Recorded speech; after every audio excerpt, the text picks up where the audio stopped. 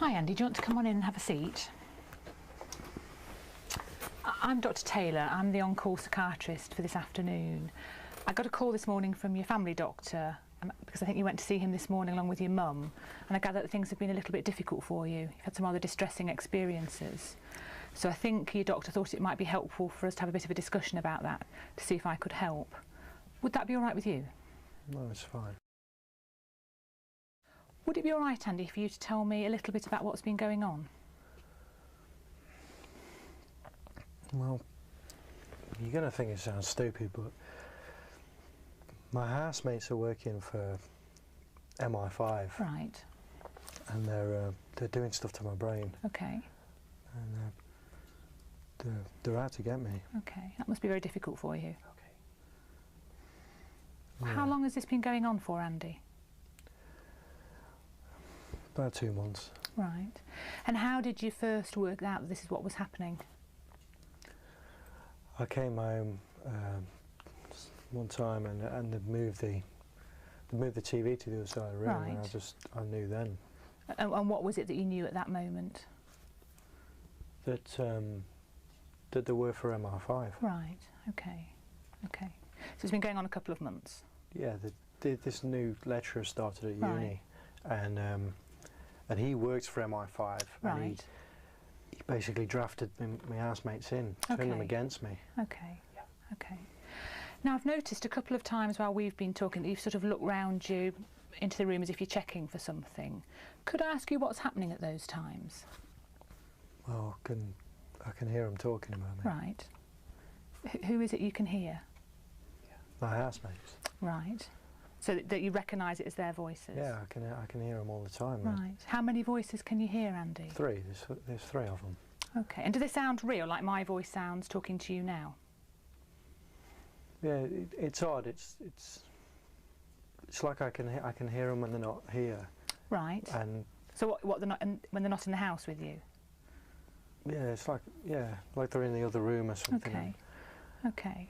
And can you hear what they're actually saying? Yeah, they're talking about me. Right. Okay. They're always talking about me. Okay. They're always commenting on everything that I'm doing. Right. Can you give me an example of what they would say? Well, like if I'm packing my bag to go to uni or something, they'll comment on that, like he's left the house now. Or, okay. Okay. You know. Anything else? Do they ever talk to each other, perhaps, about you? Yeah, that's what they do. I mean, and now they know. They've sort of twigged that I know about them now, right. And they're saying like I'm making trouble. Okay. And that they're gonna sort me out. Okay. Okay. What about actually talking directly to you in the way that I'm talking to you now? Does that ever happen, Andy? No. Okay. So you've been hearing the voices of your housemates. Have there been any other changes? Have there been any changes perhaps to the way you're thinking? Sometimes people tell us that their thinking changes in some way. So for example, they might feel that they're getting thoughts put into their head that aren't their own. Have you had any experiences like that? Yeah. I do think things that aren't me. Like they're putting stuff in my brain. It's not me. I'm not thinking. So different like thoughts in your brain. Yeah, that's like it's stupid stuff as well. It's like the other day I suddenly just started thinking about some woman in Coronation Street. I don't watch any of that crap. Right. It's not your kind of thing normally. Right. They're not my thoughts. Right. Okay. And do you have any idea how that's happening, or who's responsible? It's MI5. It's this chip they've put in my head. Right. Okay. And I can feel it all the time. Okay. So you're getting thoughts put into your brain that aren't your own. What about a different sort of experience? What about the experience that somehow other people are able to know what you're thinking, even though you haven't actually told them? No, no. Nothing like that? They're just putting stuff in my head. Just putting stuff. And can I just check, Andy, as well, that you're not getting the experience when your thoughts just stop altogether, like you have no thoughts left? No. If anything, there's too much in there. I wish I could unplug it. Okay, okay. Just get this thing out of my head. Right. And you mentioned this chip or this device in your brain. Do you want to tell me a bit more about that? Well, it's a tracking device, so they know where I am at all times, and that I can feel it moving around, like rotating around. So you can feel the physical sensation in your brain. Okay, okay. That must be very difficult for you. I don't know why they're doing this to me. I've done nothing wrong. Okay. Can I just check, are there any problems, Andy, with the rest of your body? Any changes in sensation or any bits that feel different in any way? No, I feel fine. I'm not ill or anything. I just want this thing on my head. Okay. I mean, it sounds like a very difficult time for you. Can I ask you, Andy, how are you coping with all this? How's it affecting you? Well, I'm not really leaving my room much, and I sort of have to wait till they go out to go down and get some food. But they've been doing stuff to my food now. So okay. Well, what do you think's happening to your food? They're poisoning it. Right. Okay. Are you actually eating much at the moment? No. Okay. Now, with all this happening, and this sounds like you don't feel very safe. Have I got that right? Okay. Have you felt the need, I don't know, to take steps to protect yourself in any way? Well, I've got a knife. Okay. And I've got like a baseball bat. Right. It's just in case they get in my room. I don't want to hurt anyone. I just feel like I've got to protect myself. It's like it's cornering me to do this. Right, okay.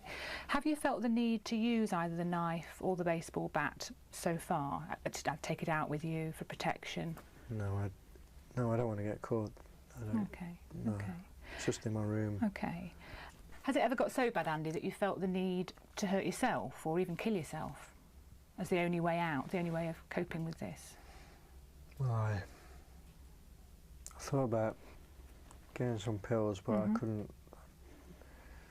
leave the house, so I didn't get anything. And when you say getting some pills, would that be to take an overdose of tablets? Yeah. But you've not actually done anything about that so far? Okay. In the past, have you ever had any problems either with your temper or getting into fights, being aggressive, either with your housemates or anybody else? No, I'm not that kind of person. I don't want to hurt anybody. They're just driving me to this. And can I just check again, you've not been in trouble with the police or anything like that? No, never. Okay. With all this that's going on, is there anywhere at the moment, Andy, that you feel safe? My parents' house. Right, okay. And have you seen much of your parents recently? Yeah, I thought about going back there, but I don't want to drag them into this. I don't want MI5 knowing about them. Right. And throughout this last couple of months, when you've had all these worries, have you ever worried that your parents might in some way be involved in this conspiracy? I thought about it, but no. Okay, okay. Can I just check out a couple of background things with you, Andy? Your general health, is that okay? You generally fit and well? Yeah, I'm not ill. There's nothing wrong with me. Okay. It's just this thing in my head. Okay. And you're not on any regular medication from your own doctor at this stage? No, I don't take any pills.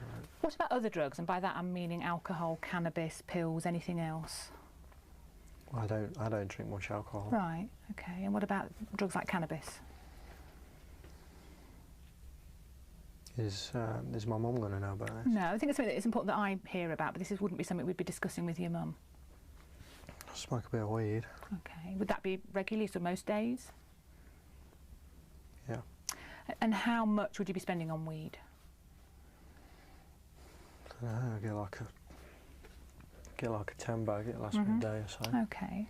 So you have a 10 bag lasting you a day of weed. Any other drugs? I'm thinking in particular things like speed or pills. Done a bit of speed. Okay. Is that on a regular basis, Andy? I used to go out with my mates at the weekend, would do a bit, but... Okay. When was the last time, Andy, that you had had any speed? About a week or so ago. Right.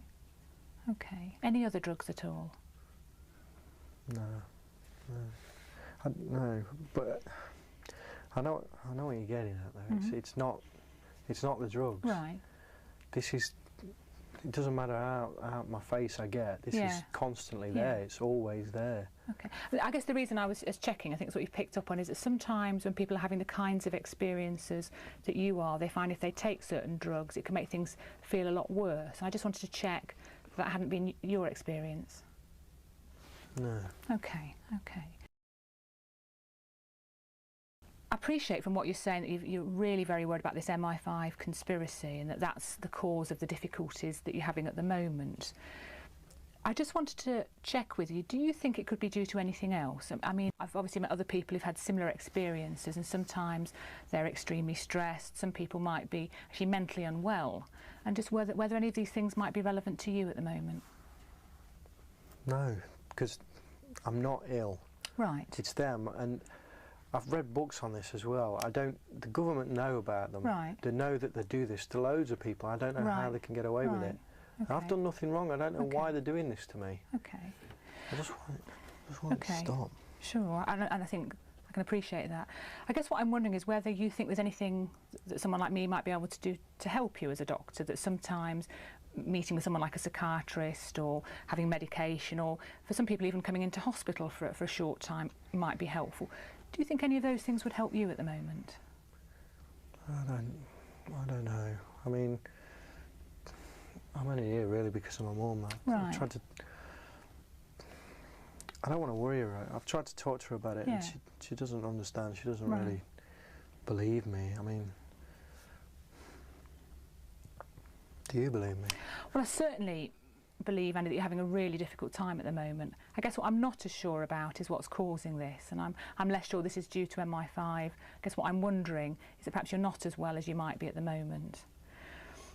I mean, we've been through a lot of questions, and what I'm thinking is we need to try and come up with a way of supporting you through this.